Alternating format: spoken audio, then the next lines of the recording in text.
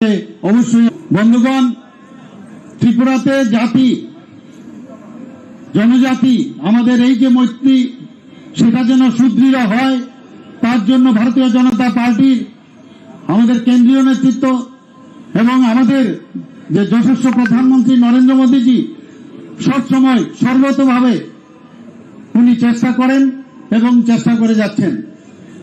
আপনারা সবাই জানেন যে কোভিড মোকাবেলার সময় যশস্বী প্রধানমন্ত্রী নরেন্দ্র মোদীজির মার্গদর্শনে আমাদের এখানে উপস্থিত আমাদের রাষ্ট্রীয় অধ্যক্ষ জেপি নাড্ডাজি আমাদের কার্যকর্তাদের কিভাবে উদ্বুদ্ধ করেছেন।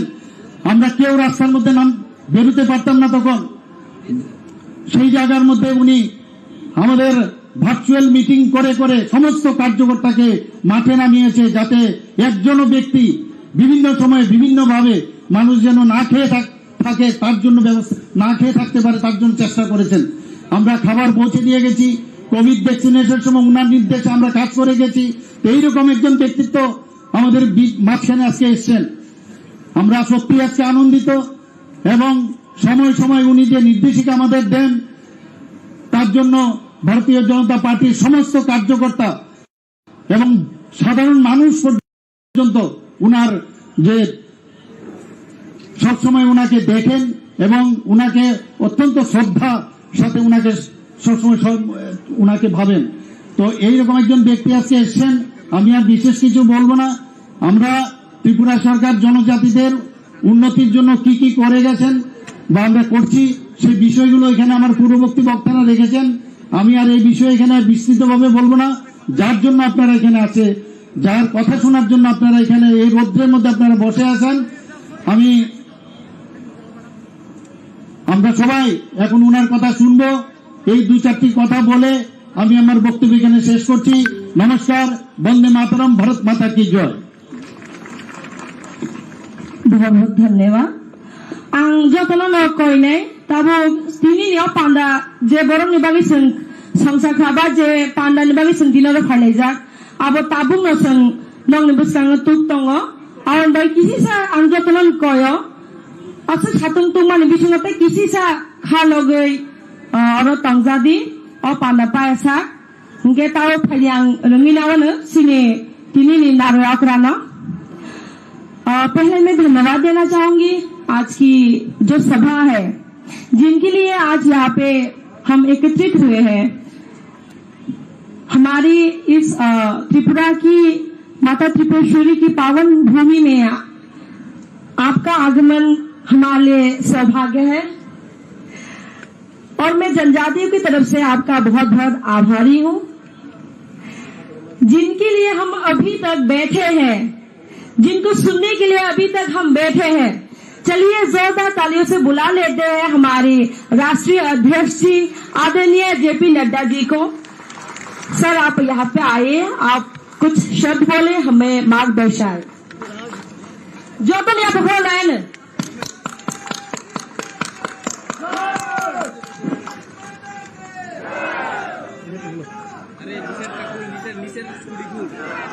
आज के इस सभी मेरे साथ बोलेंगे, भारत माता की, भारत माता की, भारत माता की।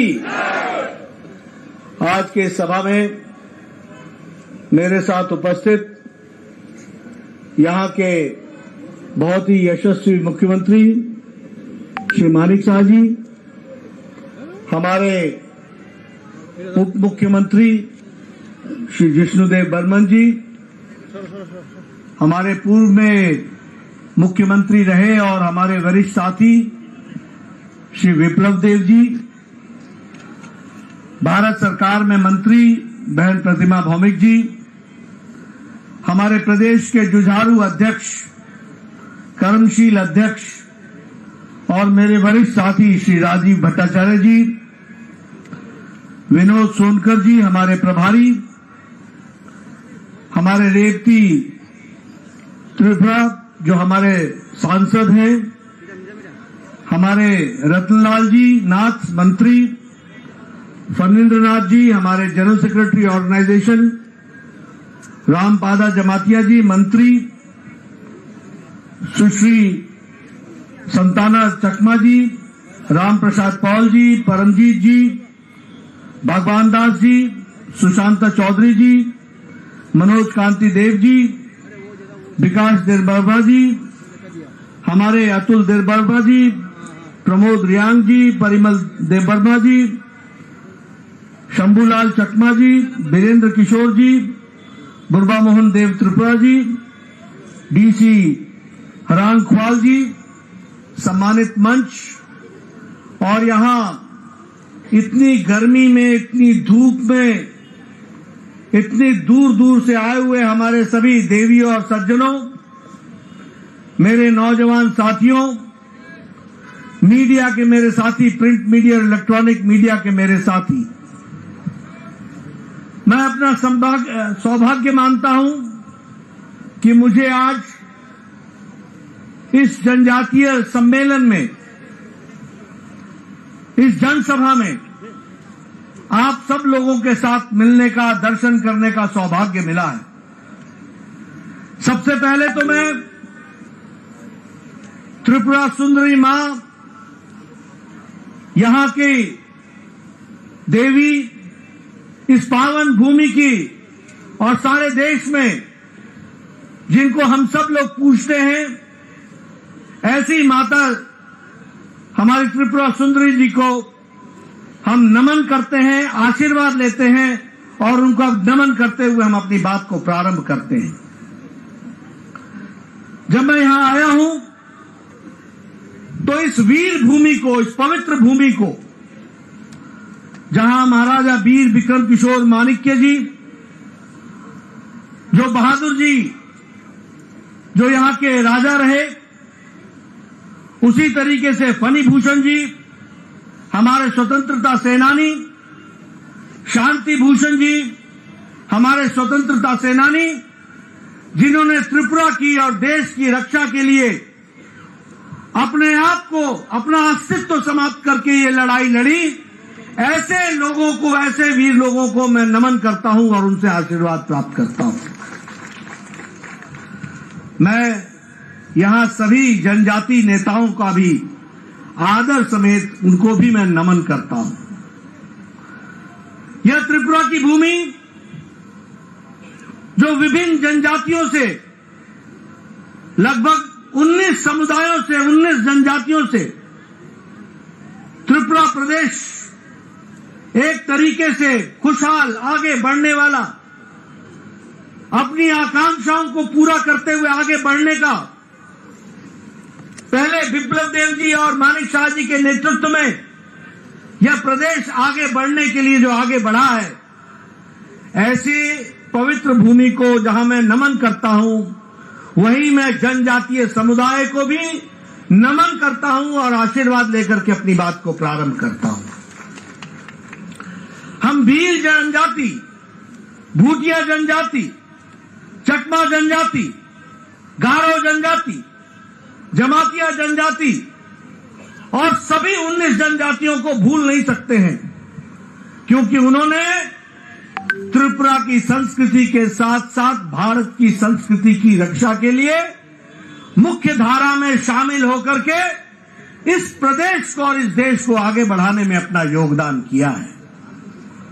वैसे ही जब मैं जनजातीय समुदाय की बात करता हूं तो हम लोग एक खूबी जनजातीय समुदाय के बारे में जानते हैं कि वह, उनका चाहे जनजाति हो, चाहे उनका इलाका हो, चाहे उनका गांव हो, ये आत्मनिर्भर समाज की कल्पना, ये जनजातीय समाज की कल्पना से जुड़ा हुआ है।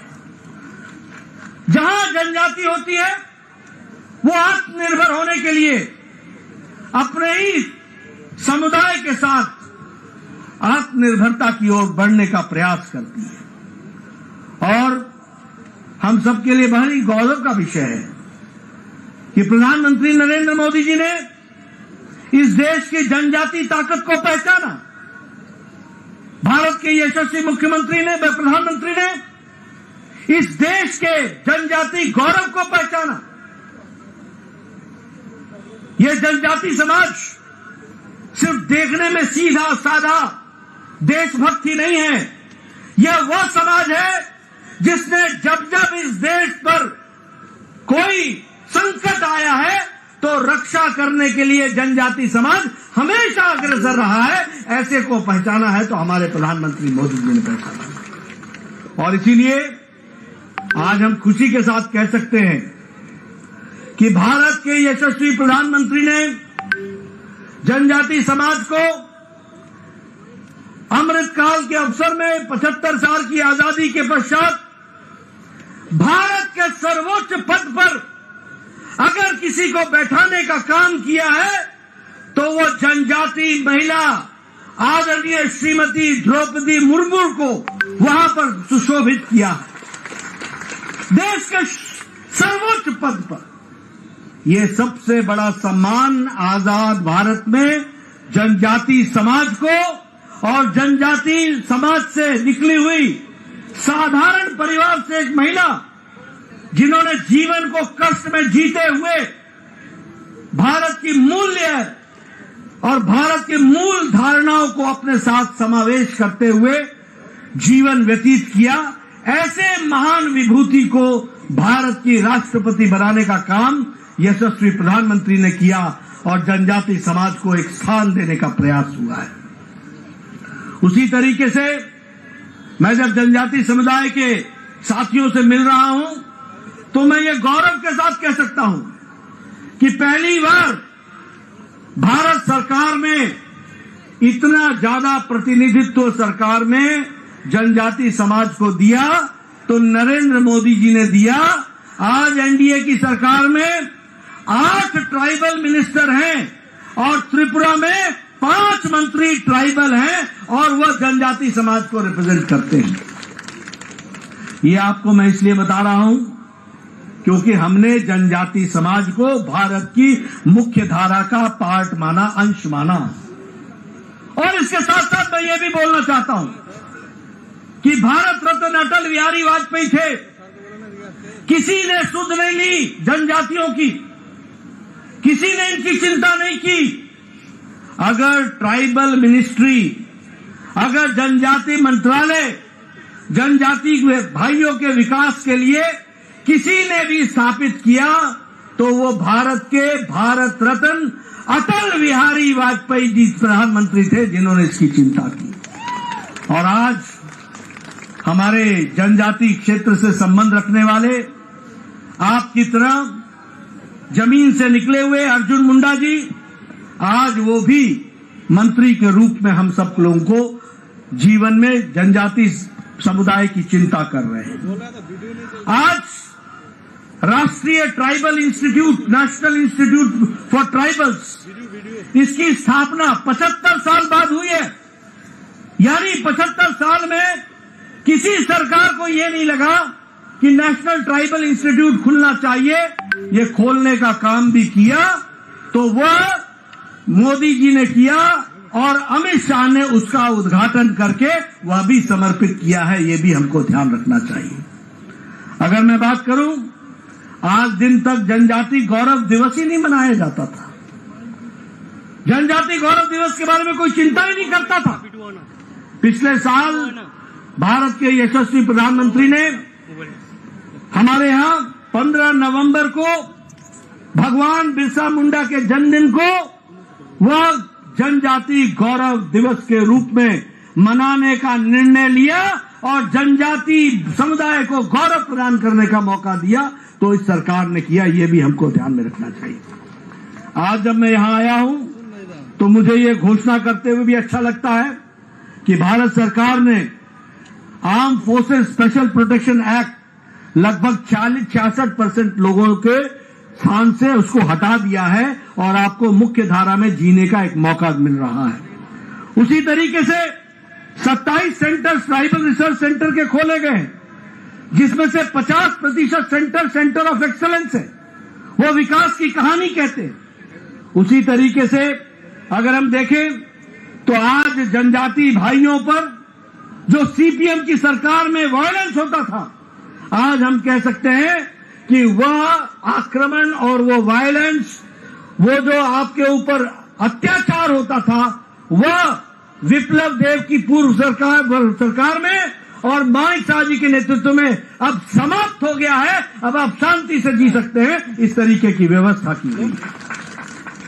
इसी तरीके से वामपंथियों के द्वारा जो गुंडागर्दी चलती थी, आप लोगों को तंग किया जाता था, उसको भी समाप्त करने का काम इस सरकार ने किया है। उसी तरीके से एकलव्य स्कूल, जिसमें 270 करोड़ रुपए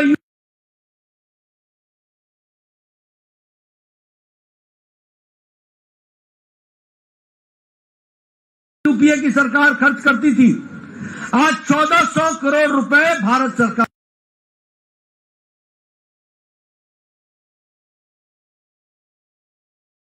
खर्च कर रही है और एकलव्य स्कूल को आगे बढ़ा रही है। ट्राइबल स्टूडेंट पर एक एक्सपेंडिचर जहां 11,000 करोड़ रुपए था, मैं पत्रकार मित्रों से कहूंगा कि नोट कर लें, आज उन पर 42,000 करोड़ रुपए खर्च हो रहा है। अगर मैं स्कॉलरशिप की बात करूं तो जनजातीय भाइयों को 970 करोड़ रुपए का स्कॉलरशिप मिलता था, आज 2,500 करोड़ रुपए का स्कॉलरशिप मिल रहा है। जनजातीय उपयोजना जो 21,000 करोड़ की थी, वो आज 86,000 करोड़ रुपए हो गई है। जल जीवन मिशन में अगर 6.5 करोड़ लोगों को पानी दिया जा रहा है, तो 1 करोड़ 20 लाख जनजाति लोग हैं जिनको पानी जल का व्यवस्था की जा रही है। ये भी हमको ध्यान रखना चाहिए। आयुष्मान भारत में जहां 11 करोड़ परिवार को स्वास्थ्य की सुविधा मिल रही है, तो उसी 11 करोड़ में 50 लाख परिवार आदिवासी भाई हैं। ये भी हमको ध्यान रखना है।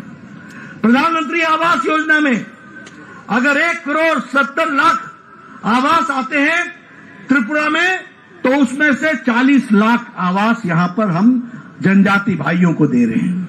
किसान सम्मान निधि में अगर 11 करोड़ रुपए दिए जाते हैं, तो उस 11 करोड़ रुपए में 3 करोड़ लोग किसान सम्मान निधि में, किसान जो है वो आदिवासी हैं देश भर में। ये भी हमको ध्यान में रखना है। मित्रों, जल, जंगल, जमीन, स्वास्थ्य, शिक्षा, परंपरा, इसकी चिंता अगर किसी ने की है तो वो मोदी जी की सरकार ने की है। आज जनजाति के गौरव को बचाने के लिए जो जनजाति लोगों ने देश के लिए अपना योगदान किया है, उसको एक तरीके से म्यूजियम के रूप में स्थापित करने का काम किया है। काशी गारो आंदोलन, बीजू आंदोलन, कौल आंदोलन, मणिपुर आंदोलन, दुर्गावती आंदोलन और रानी कमलावती का जो सैक्रिफाइस था, उनका जो योगदान था, इस पर म्यूजियम बना करके इसको भी काम में लाने का काम किया, तो वो हमारी सरकार ने किया है। मित्रों, अगर हम सीपीएम की सरकार की बात करें तो उन्होंने 25 साल में जनजातियों को हमेशा उपेक्षा की दृष्टि से देखा और ये महाराजा वीर विक्रम किशोर माणिक्य जी, बहादुर जी, इनके बारे में भी अगर कोई नेशनल एयरपोर्ट बना करके उनको इज्जत देने का काम किया, तो वो भी प्रधानमंत्री मोदी जी ने किया है। ये भी हमको याद रखना चाहिए। और 450 करोड़ रुपए खर्च करके नेशनल एयरपोर्ट बनाया गया है। उसी तरीके से अगर हम देखें तो चाहे वो थंगा डारलोंग हो, चाहे वो बेनीचंद जमातिया जी हो, चाहे वो बॉल म्यूजिक हो, और फिर चाहे वो बांसुरी हो, पद्म श्री दे करके जनजाति भाई को मुख्य धारा में काम करने का काम किया, तो प्रधानमंत्री मोदी जी ने किया है। इसलिए मित्रों, मैं एक लंबी गाथा आपके सामने रख सकता हूं। जनजाति का विकास का नाम है तो उसका दूसरा नाम भारतीय जनता पार्टी है। जनजातियों के विकास का अगर दूसरा नाम है तो वो भारत के यशस्वी प्रधानमंत्री नरेंद्र मोदी हैं। इस बात को हमको समझना चाहिए। आप बताइए, आपके इलाके में सीपीएम के दौरान वायलेंस होता था कि नहीं होता था? अत्याचार होता था कि नहीं होता था? बताइए, अत्याचार होता था कि नहीं होता था? कानून व्यवस्था को धत्ता दिखाया जाता था कि नहीं दिखाया जाता था? आज आपको शांति से जीने का अधिकार मिला कि नहीं मिला? आप बताइए विप्लव देव ने आपका विकास किया कि नहीं किया? आप बताइए मानिक साहब का विकास कर रहे हैं कि नहीं कर रहे हैं? ये मैं इसलिए आपसे पूछ रहा हूं कि एक सरकार थी जिसने अंधेरगर्दी मचाई, एक सरकार थी जिसने आपको लूटा, एक सरकार थी जिसने आपकी चिंता नहीं की, और एक सरकार है जो आपकी चिंता के लिए दिन रात मेहनत कर रही है। और इसलिए मित्रों, जब मैं इस जनसभा को संबोधित कर रहा हूं तो आपके माध्यम से 19 की 19 जनजाति भाई और बहनों को मैं भारतीय जनता पार्टी की तरफ से यह संदेश देना चाहता हूं कि आप ये समझ लीजिए कि जनजाति का विकास का पर्यायवाची है तो वो भारतीय जनता पार्टी है। अगर विकास को मूर्त रूप देने वाला डबल इंजन की सरकार का नेतृत्व करने वाले नेतृत्व है तो वो यशस्वी प्रधानमंत्री नरेंद्र मोदी है। और उसी तरीके से यहां पर आपको डबल इंजन सरकार की प्रसाद को आप तक पहुंचाने का काम अगर कोई कर रहा है तो मानिक शाह, राजीव भट्टाचार्य, जिष्णुदेव, विप्लव देव और ये तमाम मंच पर बैठे हुए लोग आप तक उसको पहुंचाने का काम कर रहे हैं। इस बात को भी हमको ध्यान में रखना चाहिए। इसलिए इस धूप में आपका ज्यादा समय न लेता हुआ, मैं समझ सकता हूं कि आप कितने कष्ट में हैं। मैं ये भी समझ सकता हूं कि आदमी तो छोड़ो, कैमरे को भी छाया दिखाया जा रहा है, उसके ऊपर भी तौलिया रखा जा रहा है। मैं गर्मी और धूप समझ सकता हूं, मैं पत्रकार भाइयों की भी तकलीफ समझ सकता हूं, इसलिए आपका ज्यादा समय नहीं लूंगा। लेकिन ये निवेदन करने जरूर आया हूं कि भारतीय जनता पार्टी सही मायने में आपकी चिंता करने वाली पार्टी है। भारतीय जनता पार्टी सही मायने में आपको मुख्य धारा में शामिल करने वाली पार्टी है। भारतीय जनता पार्टी आपके विकास के लिए शिक्षा, स्वास्थ्य, परंपरा, विकास, किसानों की चिंता, आपकी परंपरा को बचाने का काम ये कोई कर रहा है तो ये भारतीय जनता पार्टी कर रही है। और नेतृत्व हमें सबको मोदी जी का आशीर्वाद प्राप्त है। इसलिए आपसे मैं निवेदन करूंगा कि आप जनजाति क्षेत्र में किए गए कार्य को गहराई से समझें, जानें और भारतीय जनता पार्टी को आप आशीर्वाद दें। इन्हीं शब्दों के साथ बहुत बहुत धन्यवाद। जय भारत, जय त्रिपुरा। बहुत बहुत धन्यवाद सर आपका। आपकी इन चंद शब्दों से हमारा मनोबल बढ़ा है। आशा करते हैं इसी मनोबल के साथ हम आगे भी काम करते रहेंगे। নিতে উনি এখানে এসেছেন, এর জন্য উনাকে অবশ্যই আবার আমি ধন্যবাদ দেব।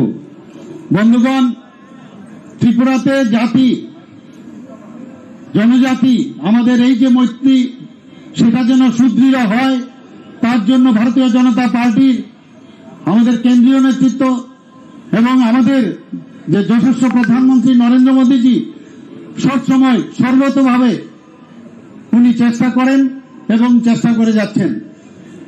আপনারা সবাই জানেন যে কোভিড মোকাবেলার সময় যশস্বী প্রধানমন্ত্রী নরেন্দ্র মোদীজির মার্গদর্শনে আমাদের এখানে উপস্থিত আমাদের রাষ্ট্রীয় অধ্যক্ষ জেপি নাড্ডাজি আমাদের কার্যকর্তাদের কিভাবে উদ্বুদ্ধ করেছেন।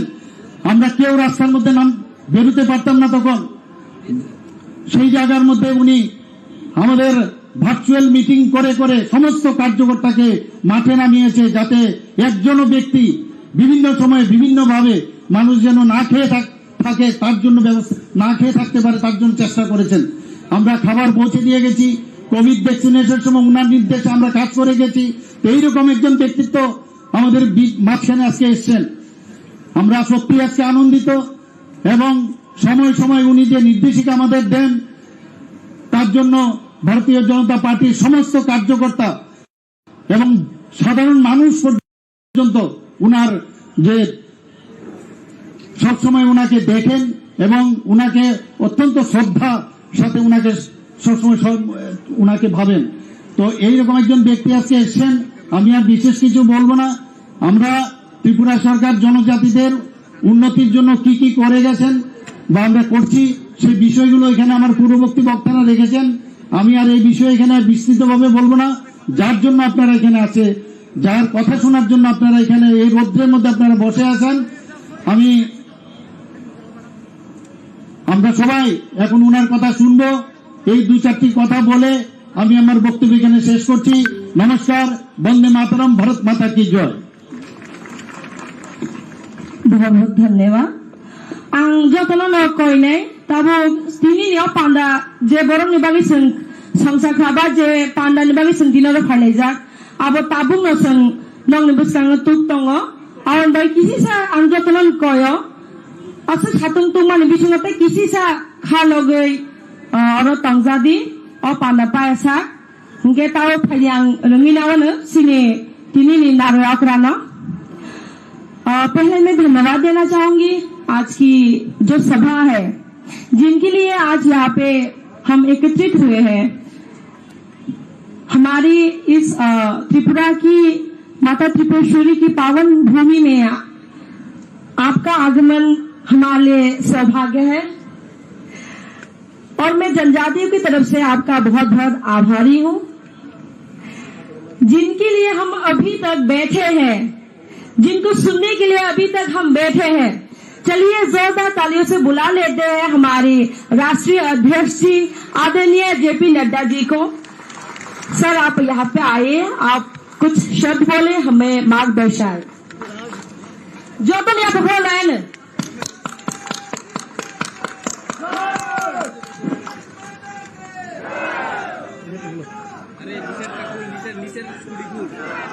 आज के इस सभी मेरे साथ बोलेंगे, भारत माता की, भारत माता की, भारत माता की। आज के इस सभा में मेरे साथ उपस्थित यहाँ के बहुत ही यशस्वी मुख्यमंत्री श्री मानिक शाह जी, हमारे उप मुख्यमंत्री श्री जिष्णुदेव बर्मन जी, हमारे पूर्व में मुख्यमंत्री रहे और हमारे वरिष्ठ साथी श्री विप्लव देव जी, भारत सरकार में मंत्री बहन प्रतिमा भौमिक जी, हमारे प्रदेश के जुझारू अध्यक्ष कर्मशील अध्यक्ष और मेरे वरिष्ठ साथी श्री राजीव भट्टाचार्य जी, विनोद सोनकर जी हमारे प्रभारी,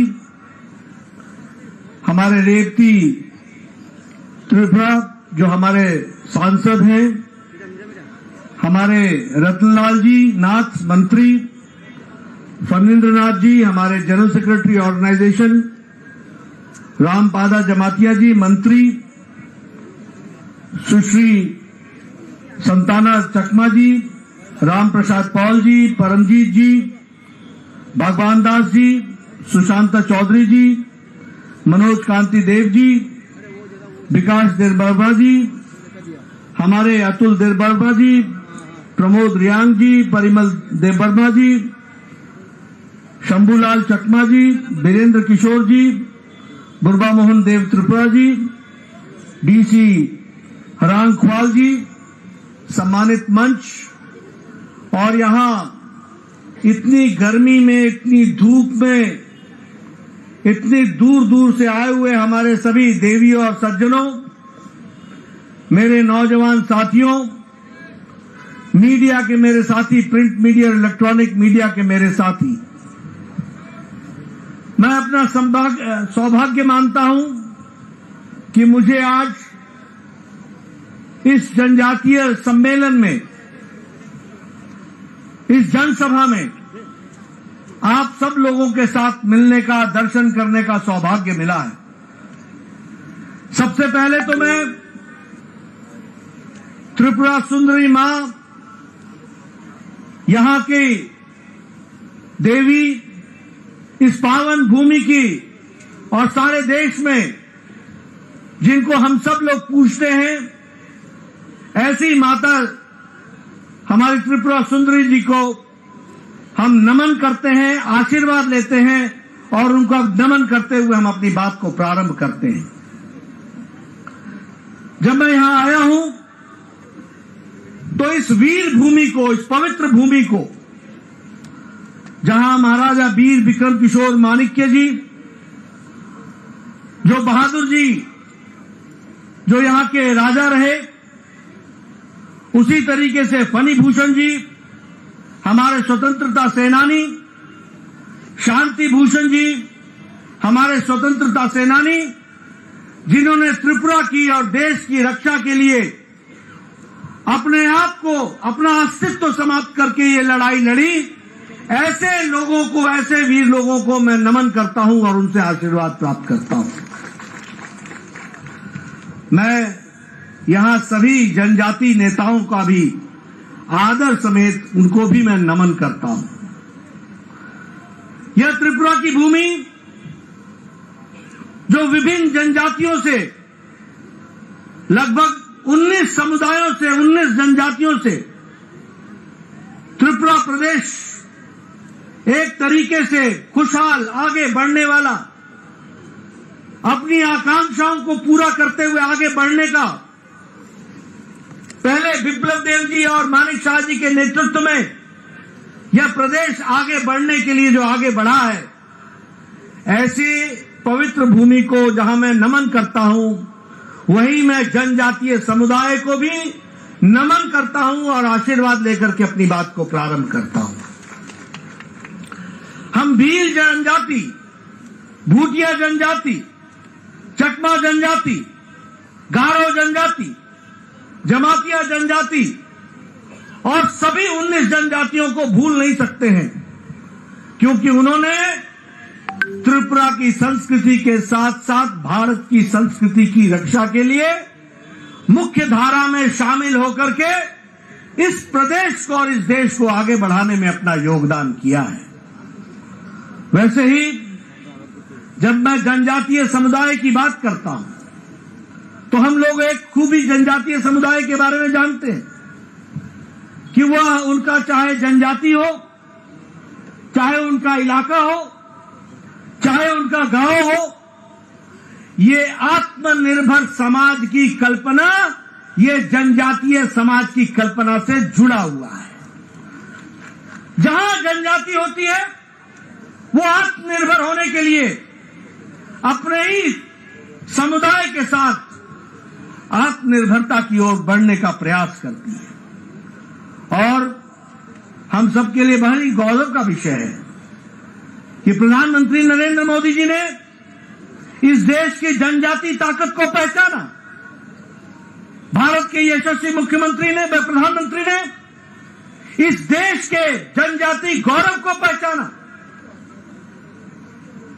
यह जनजाति समाज सिर्फ देखने में सीधा साधा देशभक्ति नहीं है, यह वह समाज है जिसने जब जब इस देश पर कोई संकट आया है तो रक्षा करने के लिए जनजाति समाज हमेशा अग्रसर रहा है। ऐसे को पहचाना है तो हमारे प्रधानमंत्री मोदी जी ने पहचाना। और इसीलिए आज हम खुशी के साथ कह सकते हैं कि भारत के यशस्वी प्रधानमंत्री ने जनजाति समाज को अमृतकाल के अवसर में 75 साल की आजादी के पश्चात भारत के सर्वोच्च पद पर अगर किसी को बैठाने का काम किया है तो वो जनजाति महिला आदरणीय श्रीमती द्रौपदी मुर्मू को वहां पर सुशोभित किया है। देश के सर्वोच्च पद पर ये सबसे बड़ा सम्मान आजाद भारत में जनजाति समाज को और जनजाति समाज से निकली हुई साधारण परिवार से एक महिला जिन्होंने जीवन को कष्ट में जीते हुए भारत की मूल्य और भारत की मूल धारणाओं को अपने साथ समावेश करते हुए जीवन व्यतीत किया, ऐसे महान विभूति को भारत की राष्ट्रपति बनाने का काम यशस्वी प्रधानमंत्री ने किया और जनजाति समाज को एक स्थान देने का प्रयास हुआ है। उसी तरीके से मैं जब जनजाति समुदाय के साथियों से मिल रहा हूं तो मैं ये गौरव के साथ कह सकता हूं कि पहली बार भारत सरकार में इतना ज्यादा प्रतिनिधित्व सरकार में जनजाति समाज को दिया तो नरेंद्र मोदी जी ने दिया। आज एनडीए की सरकार में 8 ट्राइबल मिनिस्टर हैं, और त्रिपुरा में 5 मंत्री ट्राइबल हैं और वह जनजाति समाज को रिप्रेजेंट करते हैं। ये आपको मैं इसलिए बता रहा हूं क्योंकि हमने जनजाति समाज को भारत की मुख्य धारा का पार्ट माना, अंश माना। और इसके साथ साथ मैं ये भी बोलना चाहता हूं कि भारत रत्न अटल बिहारी वाजपेयी थे, किसी ने सुध नहीं ली जनजातियों की, किसी ने इनकी चिंता नहीं की। अगर ट्राइबल मिनिस्ट्री, अगर जनजाति मंत्रालय जनजाति भाइयों के विकास के लिए किसी ने भी स्थापित किया तो वो भारत के भारत रत्न अटल बिहारी वाजपेयी जी प्रधानमंत्री थे जिन्होंने इसकी चिंता की। और आज हमारे जनजाति क्षेत्र से संबंध रखने वाले आपकी तरह जमीन से निकले हुए अर्जुन मुंडा जी, आज वो भी मंत्री के रूप में हम सब लोगों को जीवन में जनजाति समुदाय की चिंता कर रहे हैं। आज राष्ट्रीय tribal institute, national institute for tribals, इसकी स्थापना 75 साल बाद हुई है। यानी 75 साल में किसी सरकार को ये नहीं लगा कि नेशनल ट्राइबल इंस्टीट्यूट खुलना चाहिए। ये खोलने का काम भी किया तो वह मोदी जी ने किया और अमित शाह ने उसका उद्घाटन करके वह भी समर्पित किया है। ये भी हमको ध्यान रखना चाहिए। अगर मैं बात करूं, आज दिन तक जनजाति गौरव दिवस ही नहीं मनाया जाता था। जनजाति गौरव दिवस के बारे में कोई चिंता ही नहीं करता था। पिछले साल भारत के यशस्वी प्रधानमंत्री ने हमारे यहां 15 नवंबर को भगवान बिरसा मुंडा के जन्मदिन को वह जनजाति गौरव दिवस के रूप में मनाने का निर्णय लिया और जनजाति समुदाय को गौरव प्रदान करने का मौका दिया। तो इस सरकार ने किया, ये भी हमको ध्यान में रखना चाहिए। आज जब मैं यहां आया हूं तो मुझे ये घोषणा करते हुए भी अच्छा लगता है कि भारत सरकार ने arm forces special protection act लगभग 66% लोगों के स्थान से उसको हटा दिया है और आपको मुख्य धारा में जीने का एक मौका मिल रहा है। उसी तरीके से 27 सेंटर ट्राइबल रिसर्च सेंटर के खोले गए, जिसमें से 50% सेंटर ऑफ एक्सेलेंस है, वो विकास की कहानी कहते हैं। उसी तरीके से अगर हम देखें तो आज जनजाति भाइयों पर जो सीपीएम की सरकार में वायलेंस होता था, आज हम कह सकते हैं कि वह आक्रमण और वो वायलेंस, वो जो आपके ऊपर अत्याचार होता था, वह विप्लव देव की पूर्व सरकार में और मानिक शाह जी के नेतृत्व में अब समाप्त हो गया है। अब आप शांति से जी सकते हैं, इस तरीके की व्यवस्था की गई। इसी तरीके से वामपंथियों के द्वारा जो गुंडागर्दी चलती थी, आप लोगों को तंग किया जाता था, उसको भी समाप्त करने का काम इस सरकार ने किया है। उसी तरीके से एकलव्य स्कूल, जिसमें 270 करोड़ रुपए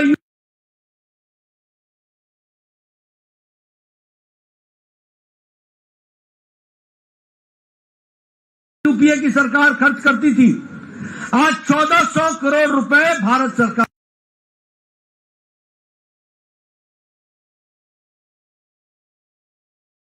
खर्च कर रही है और एकलव्य स्कूल को आगे बढ़ा रही है। ट्राइबल स्टूडेंट पर एक एक्सपेंडिचर जहां 11,000 करोड़ रुपए था, मैं पत्रकार मित्रों से कहूंगा कि नोट कर लें, आज उन पर 42,000 करोड़ रुपए खर्च हो रहा है। अगर मैं स्कॉलरशिप की बात करूं तो जनजातीय भाइयों को 970 करोड़ रुपए का स्कॉलरशिप मिलता था, आज 2,500 करोड़ रुपए का स्कॉलरशिप मिल रहा है। जनजातीय उपयोजना जो 21,000 करोड़ की थी, वो आज 86,000 करोड़ रुपए हो गई है। जल जीवन मिशन में अगर 6.5 करोड़ लोगों को पानी दिया जा रहा है तो 1 करोड़ 20 लाख जनजाति लोग हैं जिनको पानी जल का व्यवस्था की जा रही है। यह भी हमको ध्यान रखना चाहिए। आयुष्मान भारत में जहां 11 करोड़ परिवार को स्वास्थ्य की सुविधा मिल रही है, तो उसी 11 करोड़ में 50 लाख परिवार आदिवासी भाई हैं, ये भी हमको ध्यान रखना है। प्रधानमंत्री आवास योजना में अगर 1,70,00,000 आवास आते हैं त्रिपुरा में, तो उसमें से 40 लाख आवास यहां पर हम जनजाति भाइयों को दे रहे हैं। किसान सम्मान निधि में अगर 11 करोड़ रुपए दिए जाते हैं, तो उस 11 करोड़ रुपए में 3 करोड़ लोग किसान सम्मान निधि में, किसान जो है वो आदिवासी हैं देश भर में, ये भी हमको ध्यान में रखना है। मित्रों, जल, जंगल, जमीन, स्वास्थ्य, शिक्षा, परंपरा, इसकी चिंता अगर किसी ने की है तो वह मोदी जी की सरकार ने की है। आज जनजाति के गौरव को बचाने के लिए जो जनजाति लोगों ने देश के लिए अपना योगदान किया है, उसको एक तरीके से म्यूजियम के रूप में स्थापित करने का काम किया है। काशी गारो आंदोलन, बीजू आंदोलन, कौल आंदोलन, मणिपुर आंदोलन, दुर्गावती आंदोलन और रानी कमलावती का जो सैक्रिफाइस था, उनका जो योगदान था, इस पर म्यूजियम बना करके इसको भी काम में लाने का काम किया, तो वो हमारी सरकार ने किया है। मित्रों, अगर हम सीपीएम की सरकार की बात करें तो उन्होंने 25 साल में जनजातियों को हमेशा उपेक्षा की दृष्टि से देखा और ये महाराजा वीर विक्रम किशोर माणिक्य जी, बहादुर जी, इनके बारे में भी अगर कोई नेशनल एयरपोर्ट बना करके उनको इज्जत देने का काम किया, तो वो भी प्रधानमंत्री मोदी जी ने किया है, ये भी हमको याद रखना चाहिए। और 450 करोड़ रुपए खर्च करके नेशनल एयरपोर्ट बनाया गया है। उसी तरीके से अगर हम देखें तो चाहे वो थंगा डारलोंग हो, चाहे वो बेनीचंद जमातिया जी हो, चाहे वो बॉल म्यूजिक हो और फिर चाहे वो बांसुरी हो, पद्म श्री दे करके जनजाति भाई को मुख्य धारा में काम करने का काम किया, तो प्रधानमंत्री मोदी जी ने किया है। इसलिए मित्रों, मैं एक लंबी गाथा आपके सामने रख सकता हूं। जनजाति का विकास का नाम है तो उसका दूसरा नाम भारतीय जनता पार्टी है। जनजातियों के विकास का अगर दूसरा नाम है तो वो भारत के यशस्वी प्रधानमंत्री नरेंद्र मोदी हैं। इस बात को हमको समझना चाहिए। आप बताइए, आपके इलाके में सीपीएम के दौरान वायलेंस होता था कि नहीं होता था? अत्याचार होता था कि नहीं होता था? बताइए, अत्याचार होता था कि नहीं होता था? कानून व्यवस्था को धत्ता दिखाया जाता था कि नहीं दिखाया जाता था? आज आपको शांति से जीने का अधिकार मिला कि नहीं मिला?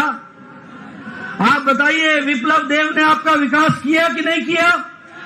आप बताइए, मानिक साहब का विकास कर रहे हैं कि नहीं कर रहे हैं?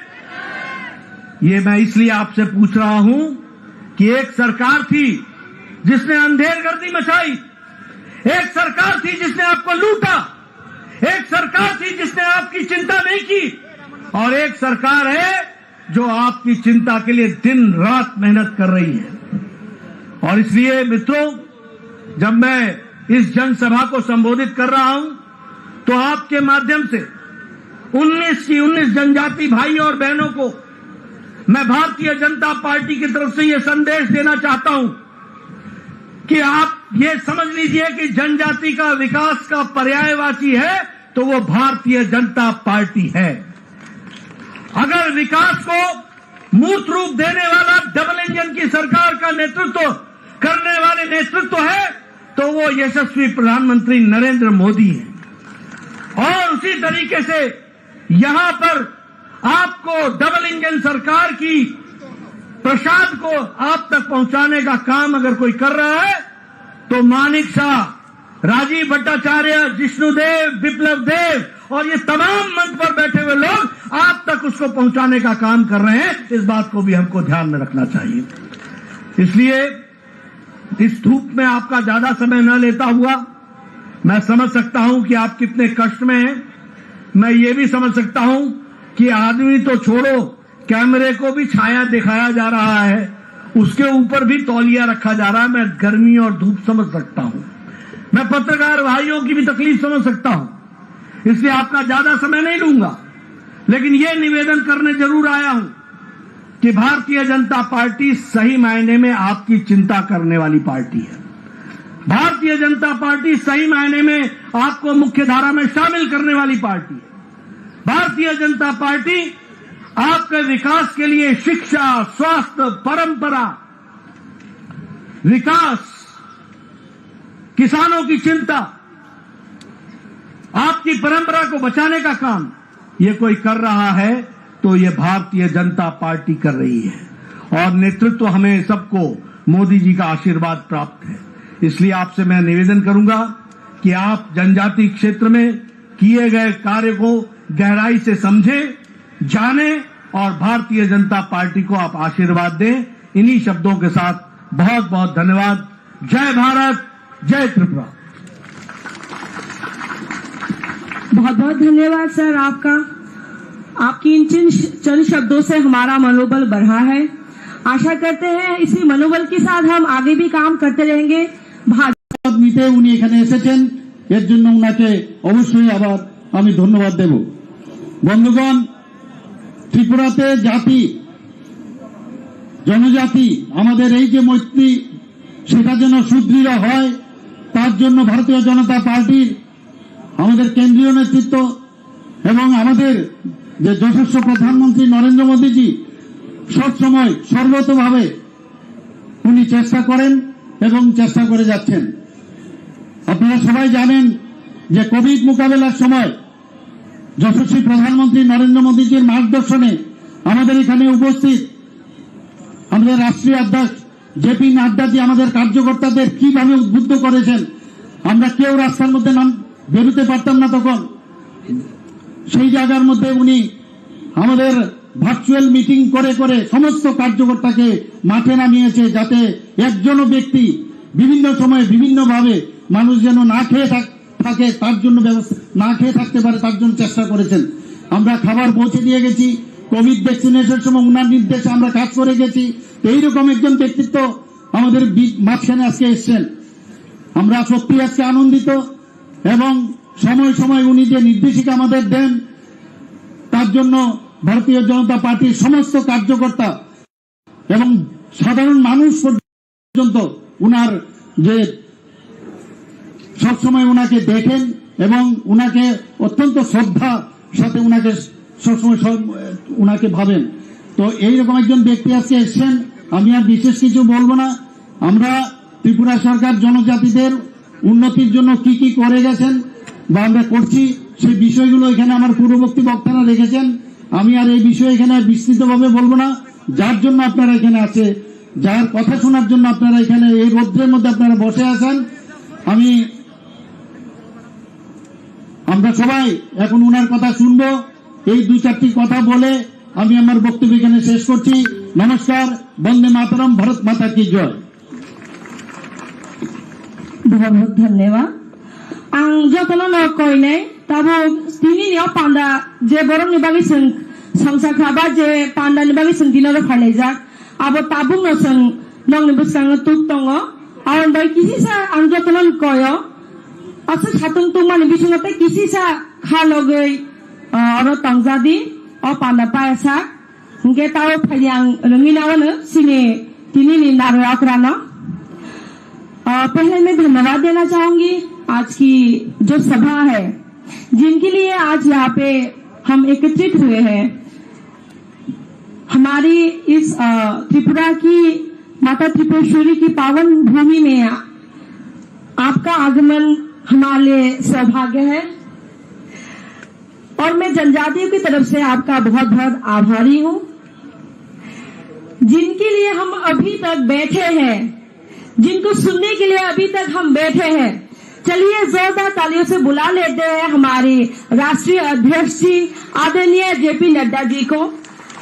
सर आप यहाँ पे आए, आप कुछ शब्द बोले, हमें मार्गदर्शन जो तो नहीं आप बोल रहे हैं।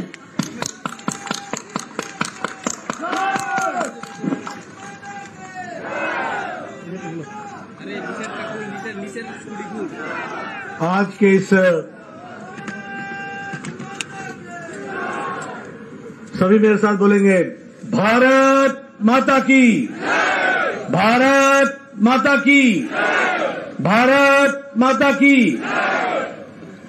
आज के सभा में मेरे साथ उपस्थित यहां के बहुत ही यशस्वी मुख्यमंत्री श्री मानिक शाह जी, हमारे उप मुख्यमंत्री श्री जिष्णुदेव बर्मन जी, हमारे पूर्व में मुख्यमंत्री रहे और हमारे वरिष्ठ साथी श्री विप्लव देव जी,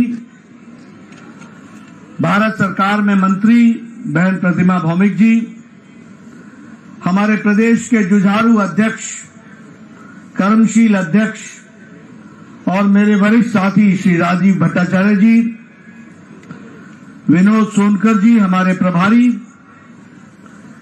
हमारे रेवती त्रिपुरा जो हमारे सांसद हैं, हमारे रतनलाल जी नाथ मंत्री, फणींद्र नाथ जी हमारे जनरल सेक्रेटरी ऑर्गेनाइजेशन, रामपादा जमातिया जी मंत्री,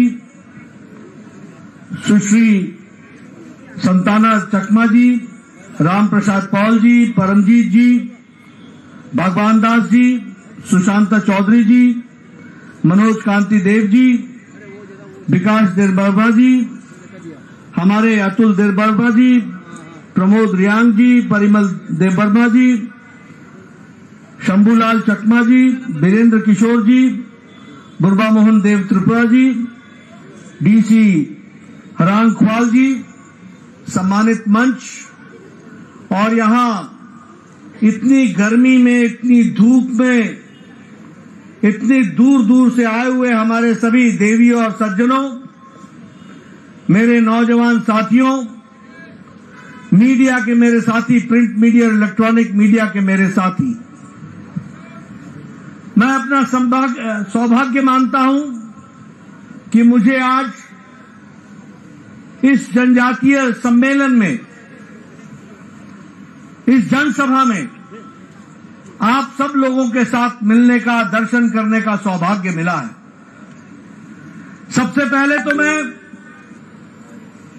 त्रिपुरा सुंदरी मां, यहां की देवी, इस पावन भूमि की और सारे देश में जिनको हम सब लोग पूजते हैं, ऐसी माता हमारी त्रिपुरा सुंदरी जी को हम नमन करते हैं, आशीर्वाद लेते हैं और उनका नमन करते हुए हम अपनी बात को प्रारंभ करते हैं।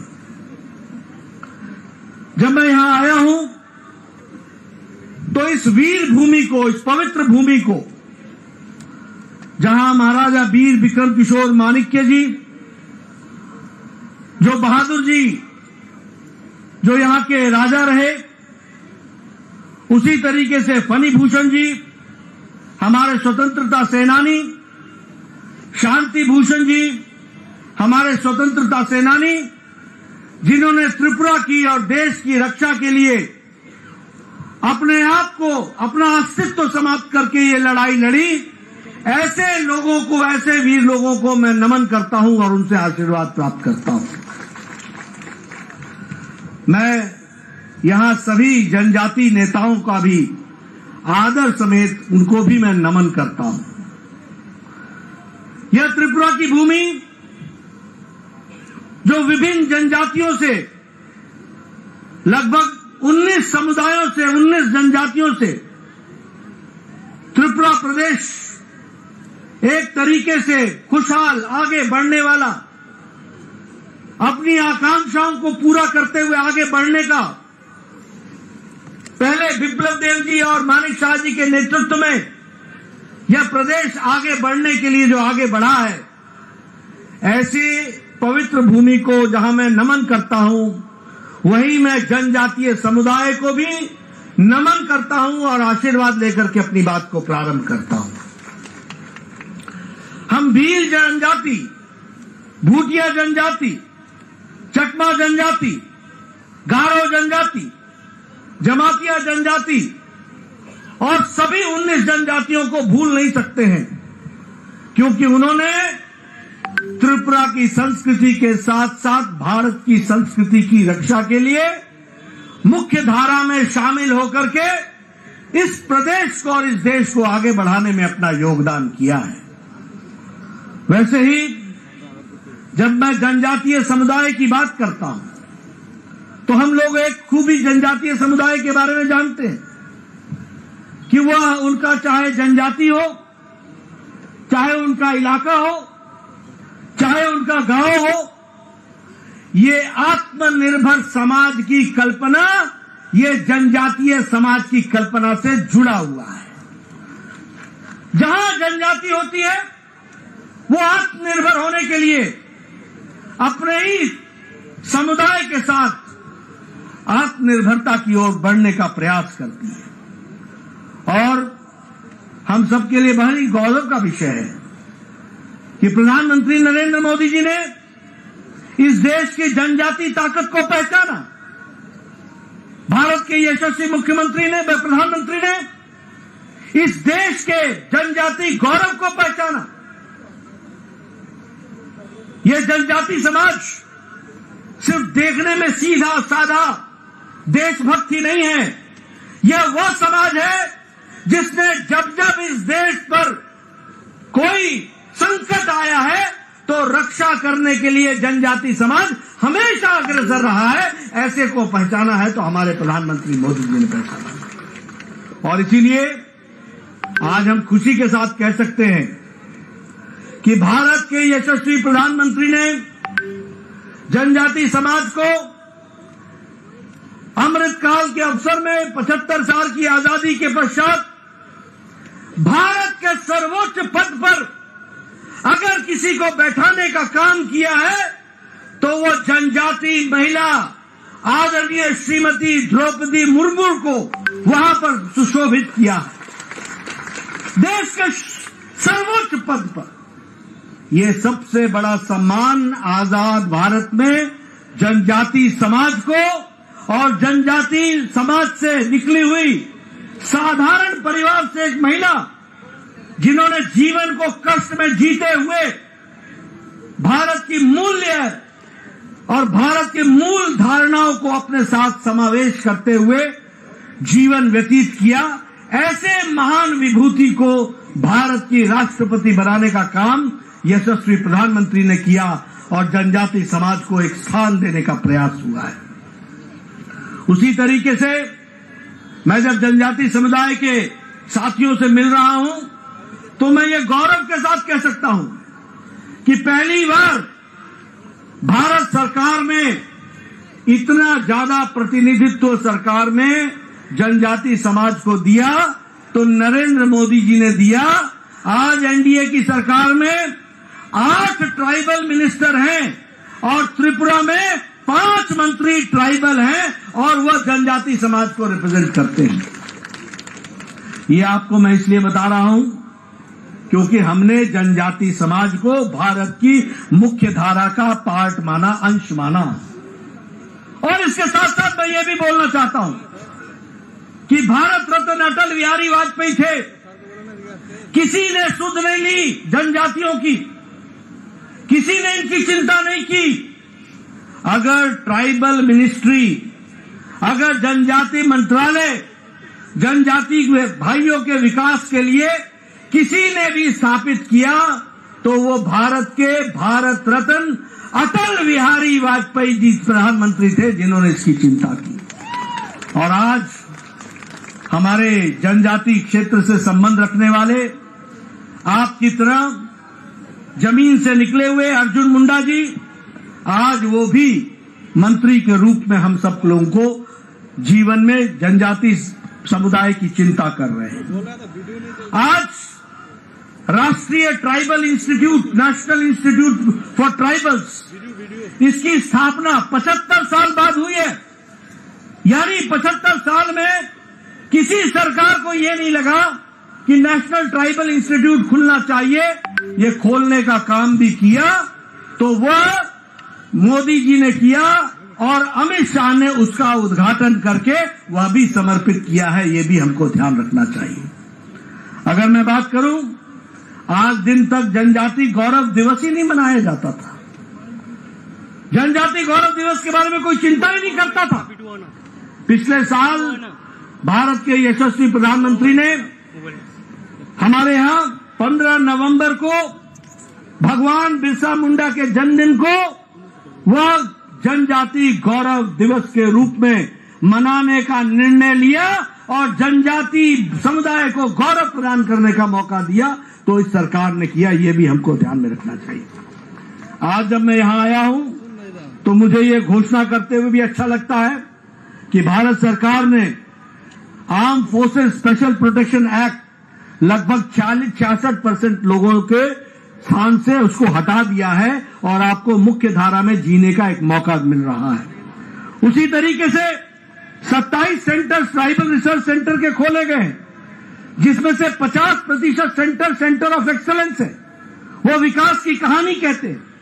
उसी तरीके से अगर हम देखें तो आज जनजाति भाइयों पर जो सीपीएम की सरकार में वायलेंस होता था, आज हम कह सकते हैं कि वह आक्रमण और वो वायलेंस, वो जो आपके ऊपर अत्याचार होता था, वह विप्लव देव की पूर्व सरकार में और मानिक शाह जी के नेतृत्व में अब समाप्त हो गया है। अब आप शांति से जी सकते हैं, इस तरीके की व्यवस्था की गई है।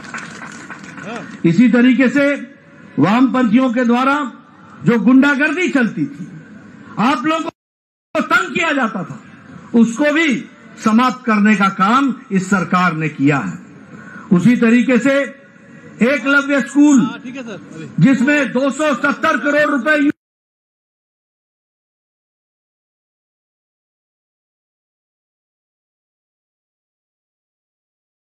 यूपीए की सरकार खर्च करती थी, आज 1400 करोड़ रुपए भारत सरकार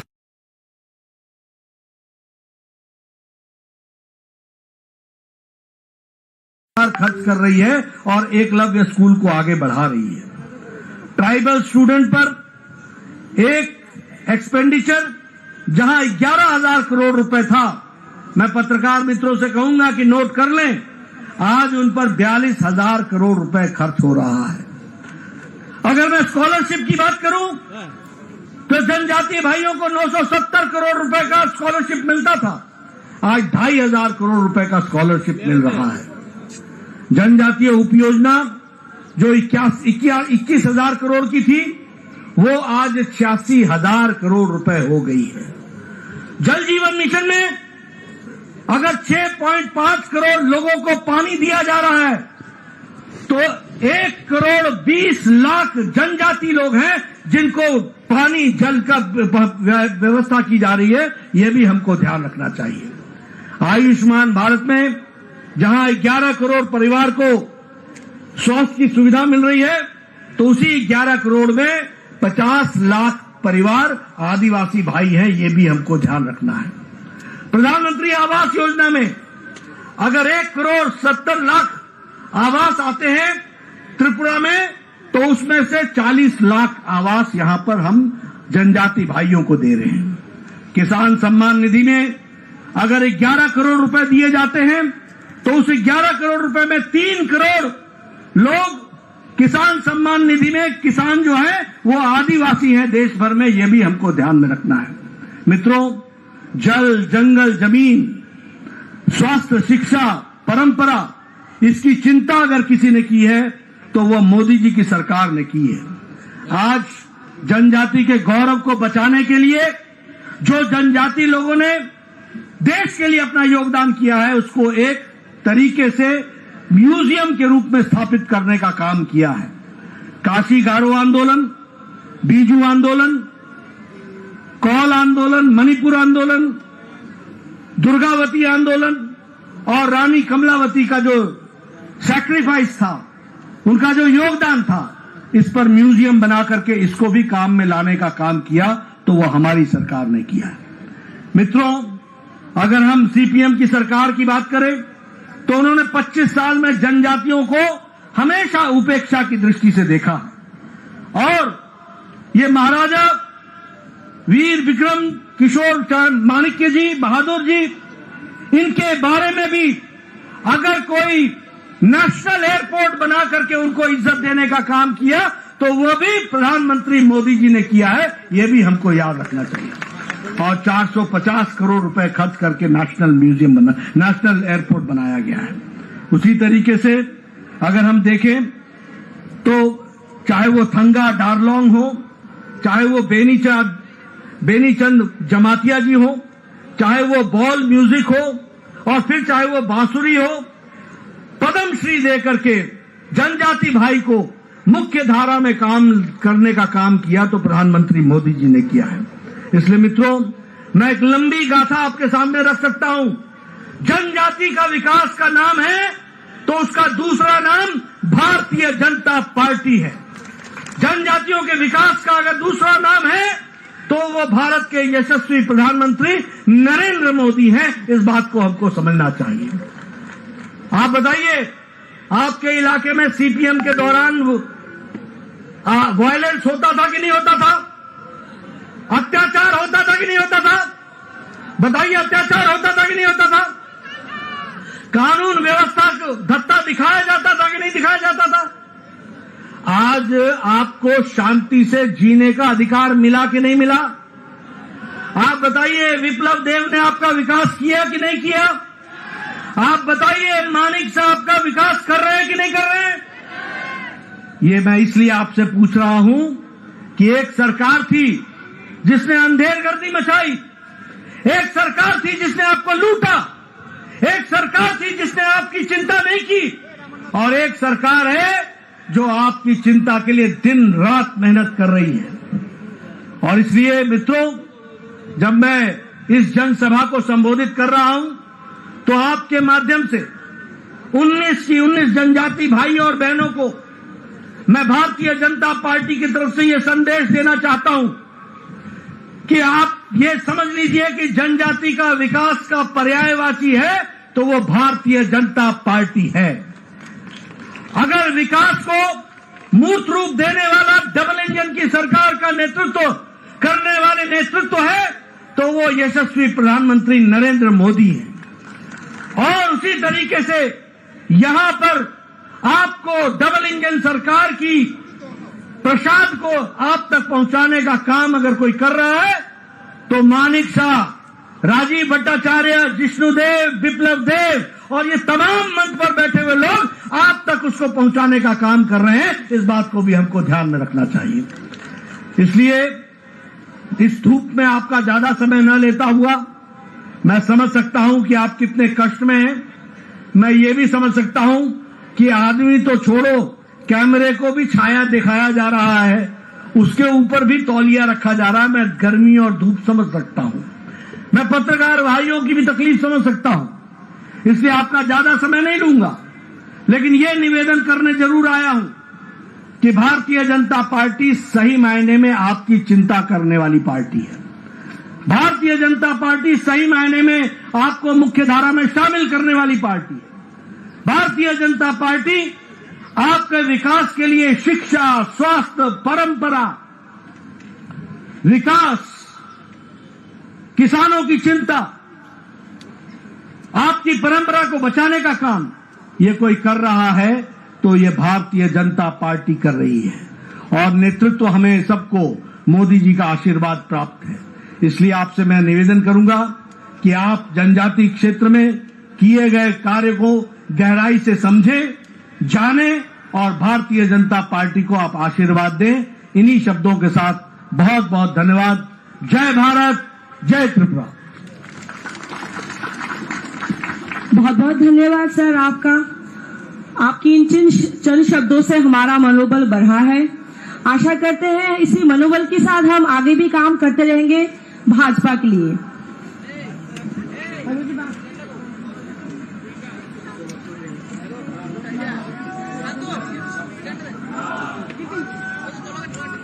जय जय भारत माता की।